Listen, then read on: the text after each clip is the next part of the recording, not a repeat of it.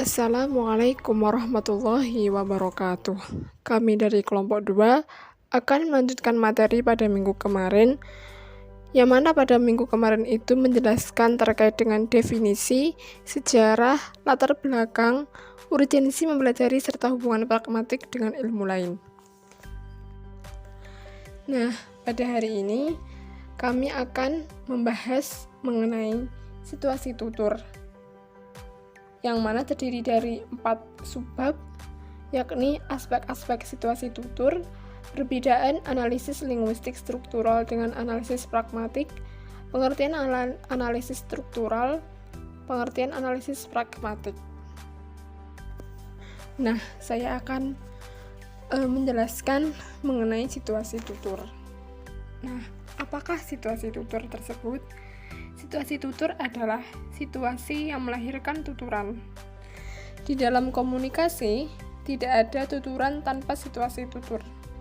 Pernyataan ini sejalan dengan pandangan bahwa tuturan merupakan akibat, sedangkan situasi tutur merupakan sebabnya. Sebuah peristiwa tutur dapat terjadi karena adanya situasi yang mendorong terjadinya peristiwa tutur tersebut. Kemudian, aspek-aspek situasi tutur menurut Leach pada tahun 1983. Pertama, penutur dan lawan tutur. Penutur adalah orang yang bertutur, sementara mitra tutur adalah orang yang menjadi sasaran atau lawan penutur. Peran penutur dan mitra tutur dilakukan secara silih berganti. Penutur pada tahap tutur berikutnya dapat menjadi mitra tutur. Begitu pula sebaliknya, sehingga terwujud interaksi dalam komunikasi. Contoh, konteks. Andi bertanya kepada Tatang mengenai hasil pertandingan sepak bola Indonesia melawan Korea Selatan. Andi, "Hai Tang, kemarin lihat bolanya nggak? Gimana Indonesia? Menang nggak?" Tatang, "Wah, kacau Di, Indonesia kalah 1-0. Andi dalam tuturan tersebut berlaku sebagai penutur, sedangkan Tatang sebagai orang yang diajak bicara oleh Andi sebagai mitra tutur yang mendengarkan tuturan Andi. Di samping itu, Tatang dalam peristiwa tutur tersebut juga berperan sebagai penutur, yaitu mengungkapkan jawaban atas pertanyaannya Andi yang menanyakan hasil pertandingan sepak bola Indonesia melawan Korea Selatan. Kedua, konteks tuturan. Konteks tuturan adalah konteks dalam semua aspek fisik atau setting sosial yang relevan dengan tuturan yang bersangkutan. Konteks yang berupa bagian ekspresi yang dapat mendukung kejelasan maksud disebut dengan konteks. Sementara itu, konteks yang berupa situasi yang berhubungan dengan suatu kejadian disebut konteks. Pada hakikatnya, konteks dalam pragmatik merupakan semua latar belakang pengetahuan yang dipahami bersama antara penutur dengan mitra tuturnya. Contoh, Rintan bertemu dengan Rizal saat menunggu angkutan. Rizal, "Hai Rintan, mau kemana nih? Kok sendirian aja?" Rintan, Rizal, mau kuliah. Biasanya juga sendirian, agak malu." Konteks yang ditampilkan dalam peristiwa tutur yang terjadi antara Rintan dan Rizal tersebut adalah Rizal bertanya kepada Rintan, sedangkan konteks ditujukan kepada raut wajah Rintan yang agak malu menjawab pertanyaan Rizal. Kemudian tujuan tuturan. Tujuan tuturan adalah apa yang ingin dicapai penutur dengan melakukan tindakan bertutur. Semua tuturan memiliki tujuan. Hal tersebut memiliki arti bahwa tidak ada tuturan yang tidak mengungkapkan suatu tujuan. Bentuk-bentuk tuturan yang diutarakan oleh penutur selalu dilatar belakangi oleh maksud dan tujuan tuturan.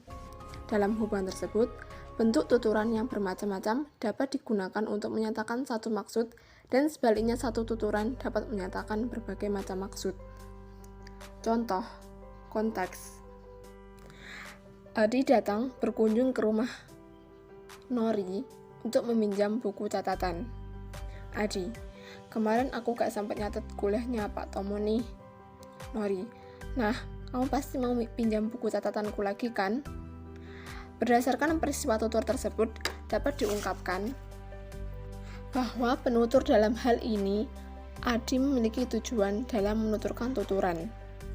Kemarin, aku gak sempat nyatet kuliahnya Pak Tomo nih.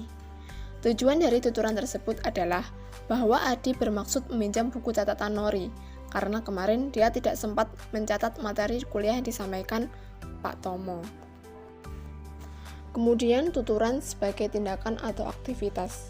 Tuturan sebagai tindakan atau aktivitas memiliki maksud bahwa tindak tutur merupakan sebuah tindakan. Menuturkan sebuah tuturan dapat dilihat sebagai melakukan tindakan. Tuturan dapat dikatakan sebagai sebuah tindakan atau aktivitas karena dalam peristiwa tutur. Tuturan dapat menimbulkan efek sebagaimana tindakan yang dilakukan oleh tangan atau bagian tubuh lain yang dapat menyakiti orang lain atau mengekspresikan tindakan. Contoh, konteks, seorang ibu berkata kepada anaknya, "Ibu, wah, terasnya kotor sekali ya." Anak segera mengambil sapu dan menyapu teras tersebut. Berdasarkan peristiwa tutur tersebut, tuturan yang dilakukan oleh ibu merupakan tindakan menyuruh atau mendorong anak untuk membersihkan teras yang terlihat kotor. Tuturan tersebut menimbulkan efek pada mitra tutur yang mendengarkan tuturan tersebut seperti halnya didorong atau dipukul dengan menggunakan tangan. Dalam perilaku yang dilakukan oleh anak yang segera mengambil sapu dan menyapu teras merupakan efek dari ucapan ibu tersebut. Kemudian, tuturan sebagai produk tindak verbal. Tuturan merupakan hasil dari suatu tindakan. Tindakan manusia ada dua, yaitu tindakan verbal dan tindakan non-verbal. Karena tercipta melalui tindakan verbal, tuturan tersebut merupakan produk tindak verbal yang merupakan tindakan mengekspresikan kata-kata atau bahasa. Tuturan sebagai produk tindakan verbal akan terlihat dalam setiap percakapan lisan maupun tertulis antara penutur dan mitra tutur. Contoh, konteks, seorang ibu berpesan pada anaknya, "Ibu, Riz, nanti kalau ada tamu bilang ibu sedang arisan ya." Risa, "Iya, Bu." Tuturan tersebut merupakan hasil dari tindakan verbal bertutur kepada mitra tuturnya. Dalam hal ini, Risa yang diberi pesan ibunya bahwa kalau ada tamu, Risa harus mengatakan bahwa ibunya sedang arisan. Kelima aspek situasi tutur tersebut tentu tidak terlepas dari unsur waktu dan tempat di mana tuturan tersebut diproduksi, karena tuturan yang sama apabila diucapkan pada waktu dan tempat berbeda tentu memiliki maksud yang berbeda pula, sehingga unsur waktu dan tempat tidak dapat dipisahkan dari situasi tutur. Selanjutnya, pengertian analisis linguistik struktural dan analisis pragmatik. Analisis linguistik struktural adalah analisis yang dilakukan atas dasar bentuk-bentuk formal bahasa. Persoalan bahasa masih ada. Kajian linguistik struktural masih meninggalkan sesuatu yang ada di balik tuturan. Karena itu hadirlah sang penuntas persoalan bahasa, yaitu kajian pragmatik yang menyelesaikan persoalan bahasa tinggalan dari kajian struktural. Di dalam analisis struktural, konteks pemakaian kalimat, kapan kalimat diucapkan, oleh siapa dan kepada siapa kalimat itu diucapkan, tidak ikut diperhitungkan. Analisis struktural yang menyeluruh terjadi jika menganalisis wacana. Dengan jenis analisis ini, wacana diuraikan atas dasar unsur-unsurnya dari kalimat sampai dengan morfem bahkan fonem.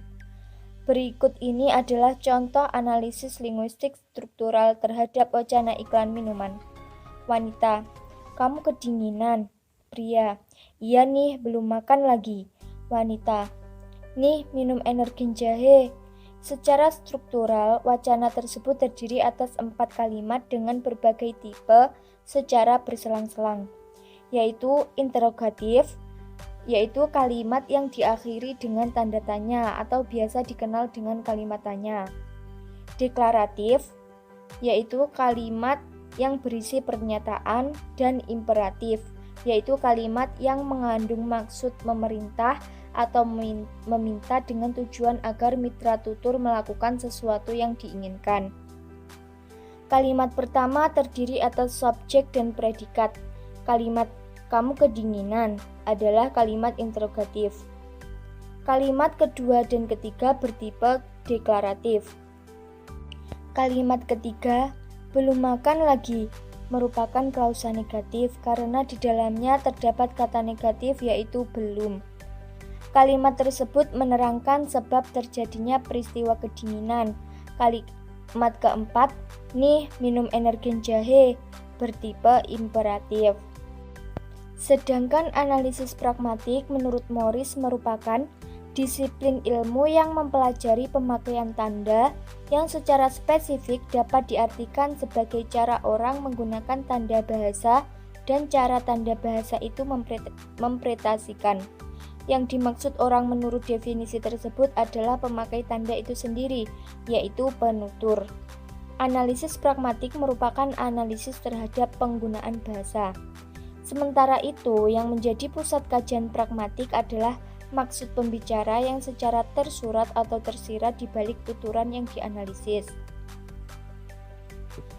Hal yang sama juga dikemukakan Rustono dalam buku Pokok-pokok Pragmatik yang menyebutkan bahwa analisis pragmatik adalah analisis bahasa berdasarkan sudut pandang pragmatik, karena pragmatik mengungkapkan maksud suatu tuturan di dalam peristiwa komunikasi. Analisis pragmatis berupaya menemukan maksud penutur, baik yang diekspresikan secara tersurat maupun tersirat di balik tuturan. Contohnya, wanita, kamu kedinginan. Pria, iya nih, belum makan lagi. Wanita, nih minum energen jahe. Secara pragmatis, yaitu dengan mempertimbangkan komponen-komponen situasi tutur, maksud wacana iklan itu dapat diidentifikasi. Hasil identifikasi itu adalah bahwa dengan wacana iklan itu dinyatakan secara tidak langsung bahwa minuman energen jahe membuat tubuh merasa hangat dan menghilangkan rasa lapar. Maksud wacana itu dapat ditemukan berdasarkan alasan berikut ini. Bila ada pertanyaan kedinginan dan orang yang ditanya menjawab iya, maka semestinya orang yang bertanya menawarkan jaket. Peristiwa kedinginan itu ternyata diakibatkan karena belum makan, tetapi mitra tutur malah menawarkan minum. Logikanya, jika lapar maka yang dilakukan adalah makan, tetapi dalam iklan tersebut yang terjadi adalah wanita memerintahkan pria supaya minum energen jahe. Hal tersebut memberi makna secara tidak langsung bahwa dengan minum energen jahe menjadikan kenyang dan hangat. Baik teman-teman, di sini saya akan menjelaskan tentang tujuan analisis linguistik struktural dan analisis pragmatik, dan perbedaan analisis linguistik struktural dengan analisis pragmatis. Yang pertama, tujuan analisis linguistik struktural. Analisis ini bertujuan untuk menemukan bentuk-bentuk formal bahasa pendukung tuturan. Ditemukannya jenis kalimat, bentuk kalimat, jenis klausa, bentuk klausa, jenis frasa, bentuk frasa, jenis kata, bentuk kata, makna kata, suku kata, fonem, dan bunyi bahasa. Pendukung tuturan secara internal menjadi indikator telah terjadinya analisis linguistik struktural. Yang kedua yaitu analisis pragmatik. Analisis ini bertujuan untuk menemukan maksud tuturan baik eksplisit maupun implisit berdasarkan konteks verbal maupun nonverbal dan situasi tutur. Perhitungan atas jenis tuturan, modus tuturan, fungsi pragmatis, kekooperatifan, kesantunan, implikatur, peranggapan, perikutan, dan lain sebagainya menjadi sarana dan jalan menuju maksud tuturan yang sebenarnya dinyatakan penutur. Selanjutnya yaitu perbedaan analisis linguistik struktural dengan analisis pragmatik. Yang menjadikan kajian pragmatik adalah maksud pembicaraan yang secara tersurat atau tersirat di balik tuturan yang dianalisis. Maksud tuturan, terutama maksud yang diimplikasikan, hanya dapat diidentifikasikan lewat penggunaan bahasa itu secara konkret dengan mempertimbangkan secara seksama komponen situasi tutur. Sedangkan kajian linguistik struktural adalah bentuk-bentuk linguistik lingual tanpa secara sadar mempertimbangkan situasi tuturan sehingga analisisnya dikatakan bersifat formal, yang menjadi pusat perhatian. Kajian linguistik struktural adalah bentuk-bentuk lingual tanpa secara sadar mempertimbangkan situasi tuturan sehingga analisisnya bersifat formal. Linguistik struktural adalah linguistik yang menekankan struktur, yaitu bentuk-bentuk format formal bahasa. Baik, terima kasih. Itu yang dapat kami sampaikan. Bila ada salah kata, kami mohon maaf yang sebesar-besarnya. Wassalamualaikum warahmatullahi wabarakatuh.